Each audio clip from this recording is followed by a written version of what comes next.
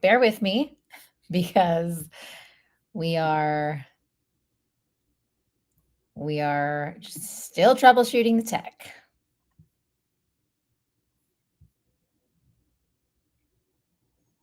Oh, cool. Okay, great. We did it.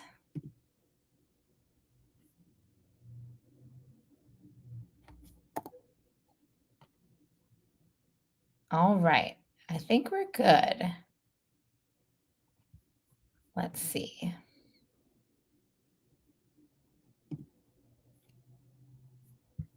All right, all right, all right. Good. Awesome. Now I'm going to change the title over here. Hello, hello. Let me see what I can do over here.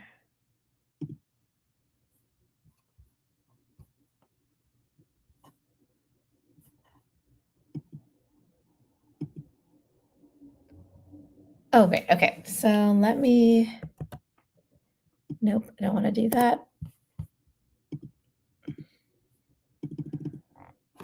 Okay.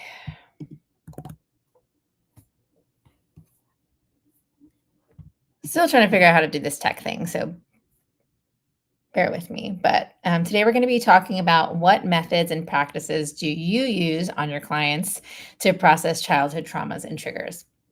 So this is a live Q&A. Let me see if I can, there we go. Okay, great. So what methods and practices do you use on your clients to process childhood traumas and triggers? So this is, of course, a question that I directly sourced from someone who was wondering about how do I process this in therapy. So my name is Claudia Parada.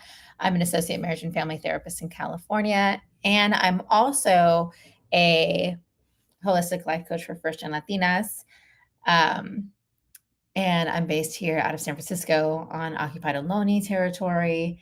And so this is what we're going to be talking about today. We're doing a live Q&A. I can't promise you that I'm going to see your questions, but if you have questions of anything that I'm talking about, try and drop them in the chat. If I don't see them right away, then I'll respond to them later. So today we're going to be talking about this question that I just shared with you about how we process childhood trauma and triggers, specifically in therapy, right? So we're not talking about coaching, we're talking about therapy. So I'm going to take a moment. I'm going to take a sip of my water. Whew, okay. This whole tech thing is like a whole learning curve for me because I'm like trying to stream across multiple platforms. Um,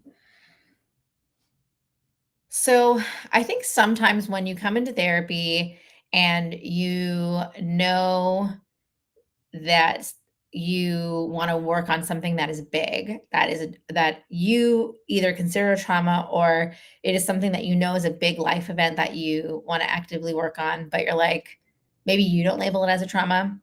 You come to your therapist, and I think the first thing that a lot of people think, including myself, is like, can I trust you to hold this? Like, I don't know this person. Um, and I think that question is really important. And so the first thing that I tell my client is like, look, I'm a therapist, yes, and this is a relationship just like any other, not like just like any other relationship, but this is a relationship first. And so that getting to know each other, the building trust in each other, and the building the safety is the first and foremost the thing that it is that I want to focus on when we're talking about even going anywhere near a traumatic event in your life, like safety first, basically.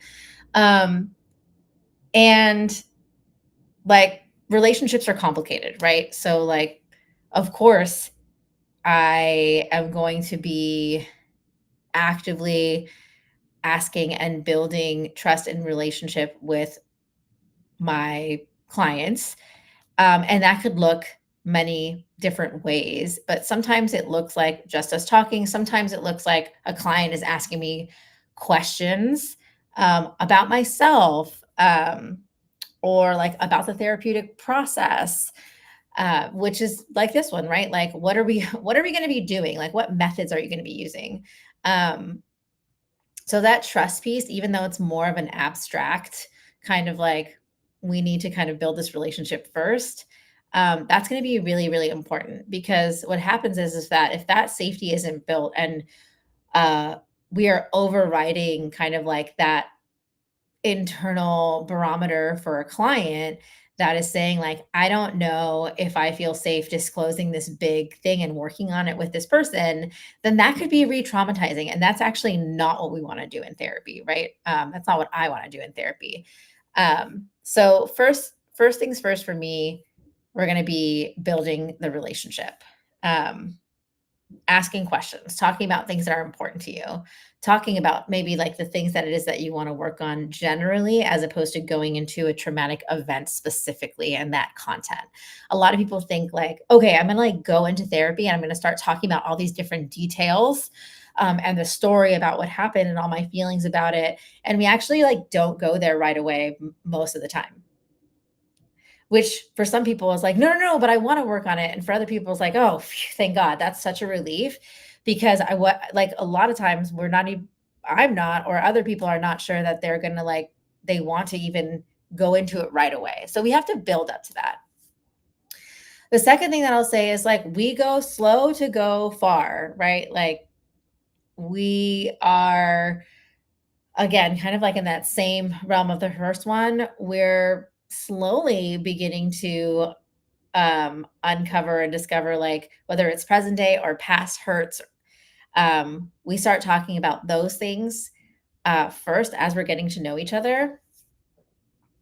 Again, and we're not going to talk about, we're probably not going to go over the big event and many different events in details all at one time, all at the beginning of therapy. Um, and I think, as we know, and if you don't know this, like just simply talking about something can actually be like re-traumatizing. What we're trying to do when we're talking about a traumatic event is slowly begin to digest and attach different emotion and meaning to things that happen to us in our lives. Um, what do I mean by that? So I'm going to take like a really small example for me of, okay, my mom dropped me off as a child in preschool, and I was really little and I didn't understand. And that was like a really hard thing for me to comprehend as a 2 year old. Still remember it, really awful and traumatic for that age. And I'm like, why is my mom leaving me? So instead of looking at that whole big event and being like, oh my gosh, like I have these huge abandonment issues, maybe we take one moment and we see, okay, well, what was that like? What do I remember? What do I feel in my body in this moment? How is it to like touch into that? So we're just kind of like dipping our toe and touching into something and then coming back out and kind of processing and making meaning of it there.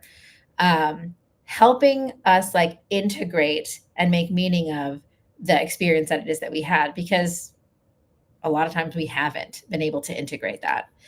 The thing that's going to be really, really important with going slow and doing it in really small chunks, like the way I just explained, is making sure that we are talking about strategies for feeling resourced.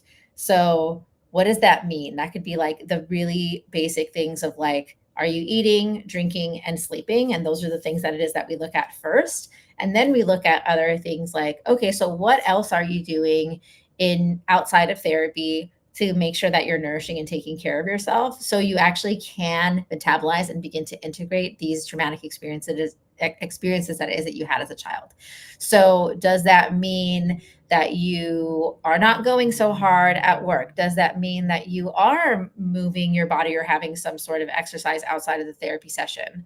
And then we're looking at resources inside of the therapy session. So that could be anywhere from mindfulness practices, breath regulation practices, but also anything as simple as like, wow, I love to look at this picture of me and my husband, and that makes me feel really grounded and resourced. So I'm going to stay with that grounding and resource for a moment as I'm like having this other difficult experience that it is that I'm touching into. And then we work with that. Like we start to collect these different things, whether it's in your senses, in your memories, or in your visual field, that can act as resources in and out of therapy. So we're identifying those things for you to touch back into when things get hard, because they do get hard. I think that's the thing. So safety in relationship, building trust, going slow, and then making sure we're identifying and implementing resources in and out of therapy. Um, and again, we're going slow to go far, right? Like we don't need to retell the whole story every single time. And that in and of itself is a practice, like to learn to go in small chunks and small frames. So let me know if this was helpful for you, or if you have additional questions, I would love to answer them. Um, oh, I see, I think a comment. Thanks for the folks who have joined. I hope this was clear. If there are other questions, feel free to DM me or drop them in the comments here. And I will see you next time. Again, my name is Claudia Parada. I'm an associate marriage and family therapist in California. I have openings in my practice. So if you're looking for a therapist and you want to chat with me to see if we're a good fit, please feel free to reach out to me via my DMs or go to my website and check it out and book a consultation. It's free. All right. Until next time. Bye.